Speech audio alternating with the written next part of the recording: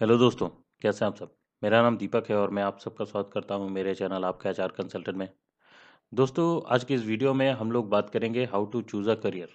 कैसे आप लोग अपना करियर चूज़ कर सकते हैं। मैं यहाँ जॉब की बात नहीं कर रहा हूँ, मैं यहाँ करियर की बात कर रहा हूँ। और इससे पहले भी मैंने करियर के ऊपर एक वीडियो बनाया है जहाँ पे मैंने बताया है कि आप कैसे जो है अपना करियर चूज़ कर सकते हैं, लेकिन मैंने कुछ सेट ऑफ क्वेश्चंस दिए थे उस वीडियो में।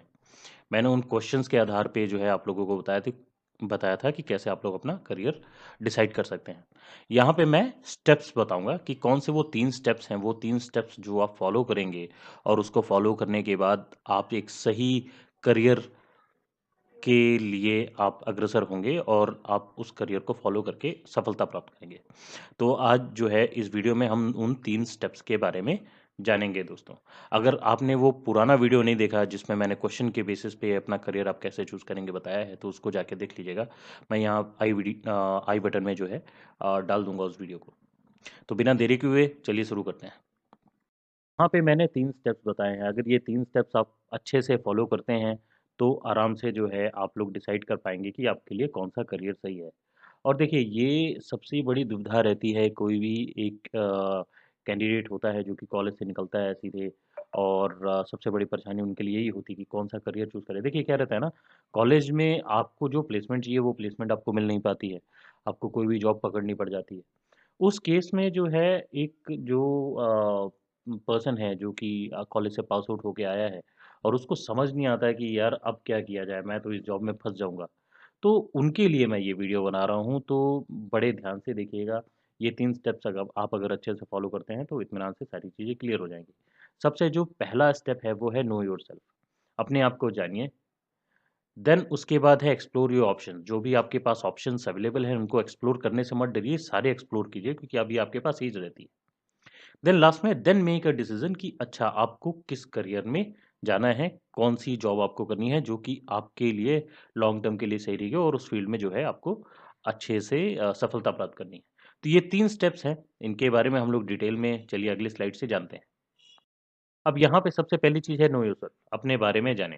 तो सबसे पहली चीज़ है अपने बारे में आपको जानना है कि आपके इंटरेस्ट क्या-क्या हैं, आपके पैशंस क्या-क्या हैं, कौन से आपके इंटरेस्ट बन रहे हैं और पैशन बन रहे हैं, जिसके ऊपर आप काम कर सकते हैं और उसमें आपको मज़ा आ रहा है। जिसमें आपको ये रहे कि मुझे टाइम देखने की ज़रूरत नहीं पड़ रही है, मैं अच्छे से काम कर ले रहा हूँ। देखिए, वही लोग सफलता ज़्यादा प्राप्त करते हैं जिनका जो इंटरेस्ट और पैशन है वो दोनों उनकी जॉब से मैच करता है।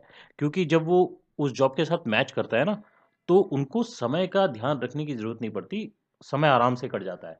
नहीं तो जो लोग नॉर्मली जॉब कर रहे हैं ना, बहुत सारे लोगों को आपने देखा होगा, वो समय देखते रहते हैं कि अच्छा यार कितने देर में टाइम खत्म हो तो मैं घर जाऊँ और रेस्ट करूँ। और कई लोगों का तो मंडे को भी काम करने का मन नहीं करता। कारण यही है कि वो इंटरेस्ट और पैशन दोनों के साथ मैच नहीं करता है, और जब वो मैच नहीं करेगा तो आप टाइम को ही ट्रैक करते रह जाएँगे और आपका कभी भी इंटरेस्ट और पैशन उस जॉब में नहीं आएगा। तो ये पहली चीज़ होती है। दूसरा, what are my skills and strength. आपके क्या स्किल सेट्स हैं? आपने जहाँ से भी कॉलेज पास आउट किया होगा तो वहाँ से आपने कुछ चीज़ें सीखी होंगी। आपका कुछ स्ट्रेंथ बना होगा, तो आपके पास कौन-कौन सी स्किल्स हैं जिसके ऊपर जो है आपका कमांड अच्छा है, बहुत अच्छे से आप उसके ऊपर हाथ है आपका, ठीक है? किस चीज़ में आप नेचुरली अच्छे हैं, क्या चीज़ आप अच्छे से कर सकते हैं? इसके बेसिस पे जो है आप आगे अपना जॉब देख सकते हैं। फॉर एग्ज़ाम्पल के तौर पे मैं बताऊँ, अगर कई लोग एमबीए के स्टूडेंट हैं, एमबीए करके निकले हैं, तो कइयों का इंटरेस्ट जो है नेचुरली सेल्स में होता है, वो आराम से जो है सेल्स कर सकते हैं। कइयों का इंटरेस्ट नेचुरली जो है फाइनेंस में होता है, तो फाइनेंस वो लेते हैं। तो डिपेंड करता है कि आपका स्किल सेट्स क्या है, आप किस चीज़ में मजबूत हैं। अगर आप पीपल पर्सन हैं तो आप एचआर में जाएँगे, अगर आप मार्केटिंग अच्छे से कर लेते हैं तो आप सेल्स एंड मार्केटिंग में जाएँगे। आप नंबर्स में ज़्यादा अच्छे हैं then you will go for finance, ठीक है? तो ये आपकी स्किल्स और स्ट्रेंथ पे पूरा का पूरा डिपेंड करता है। देन नेक्स्ट आता है what are my values, what important to me in work environment. आपके क्या वैल्यूज हैं, यहाँ पे आपके अपने वैल्यूज को आपको देखना है कि आपकी क्या वैल्यूज हैं। आप उस वैल्यूज को, अगर आप जिस कंपनी में काम करने जा रहे हैं, क्या वही कंपनी जिस जहाँ आप काम करने जा रहे हैं वो कंपनी उन वैल्यूज को फॉलो करती है कि नहीं। अगर नहीं भी करती है तो क्या आप उस इन्वायरमेंट में ढल सकते हैं कि नहीं। तो ये 3 चीज़ें जो हैं आपको बहुत अच्छे से देखनी है और उसके बेसिस पे ही आप आगे बढ़ सकते हैं। चलिए अब अगले स्टेप में चलते हैं। अब यहाँ इस स्टेप में देखेंगे कि आपको अपने ऑप्शंस एक्सप्लोर करने हैं ठीक है। तो सबसे पहली चीज़ है research different industry and job roles. जब भी आप कॉलेज में हैं, लेट्स से जॉब प्लेसमेंट आ रही है या नहीं भी आ रही है, बहुत छोटे-छोटे कॉलेजेस में जो है जॉब प्लेसमेंट नहीं आती हैं। और कइयों में आती हैं तो ऐसी-ऐसी कंपनीज़ जो है लेके आते हैं जहाँ पे स्टूडेंट्स का जाने का मन नहीं करता है, लेकिन फिर भी मजबूरी में उनको जाना पड़ता है।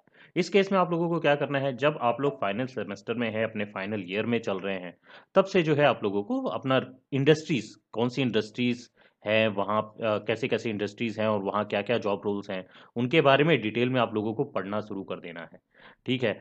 कॉलेज के प्लेसमेंट के मत्थे मत बैठिएगा, अपनी रिसर्च स्टार्ट कर दीजिए। किस इंडस्ट्री में आपको जाने में इंटरेस्टेड है, क्या आप मैन्युफैक्चरिंग में जाना चाहते हैं, क्या आप ऑटोमोबाइल में जाना चाहते हैं, क्या आप आईटी में जाना चाहते हैं, और कौन कौन से जॉब रोल हैं, क्या आप मार्केटिंग में अच्छे रहेंगे, क्या आप सेल्स में अच्छे रहेंगे, क्या आप as a developer IT company में अच्छे रहेंगे। तो डिपेंड करता है कि किस चीज़ में आपको इंटरेस्ट ज़्यादा आ रहा है। इनके बारे में आप आर्टिकल्स बहुत सारे अवेलेबल हैं, उनको जाके पढ़ सकते हैं, डॉक्यूमेंट्रीज देख सकते हैं, और इनके जो है करियर फेयर्स होते हैं उनको भी जाके आप अटेंड कर सकते हैं, जहाँ से आपको पूरी क्लैरिटी मिल जाएगी। देन नेक्स्ट है network with people in different field. बताता ही हूँ कि आप लोगों को जो है नेटवर्किंग करना बहुत ज़्यादा इम्पोर्टेंट है। ज़्यादा से ज़्यादा आप नेटवर्किंग करेंगे, जितना ज़्यादा लोगों से आप जो है आप नेटवर्किंग करेंगे, उतना ज़्यादा आप लोगों के लिए अच्छा होगा। क्योंकि आजकल का ज़माना जो है वो नेटवर्किंग का है। ज़्यादा से ज़्यादा आप लोगों का जान पहचान अगर होता है किसी भी फील्ड में, तो वहाँ से आपको जॉब मिलने में आसानी होती है। और साथ में जो है आपको क्वेश्चंस पूछने हैं, और जो है जिनके साथ भी आपका कनेक्शन बना है उनके साथ जो है ज़्यादा से ज़्यादा क्वेश्चन पूछिए, उनके एक्सपीरियंस को जानिए और उनसे जो है इंसाइट लीजिए कि अच्छा, अगर मैं इस फील्ड में आता हूँ या आती हूँ तो मुझे क्या करना चाहिए, कैसे करना चाहिए, so on so forth. Then next आता है वॉलेंटियर और इंटर्न। यहाँ पे इंटर्नशिप बहुत ज़्यादा इंपॉर्टेंट हो जाती है, या आपको इंटर्नशिप नहीं मिल रही तो आप वॉलेंटियर कर सकते हैं काम के लिए।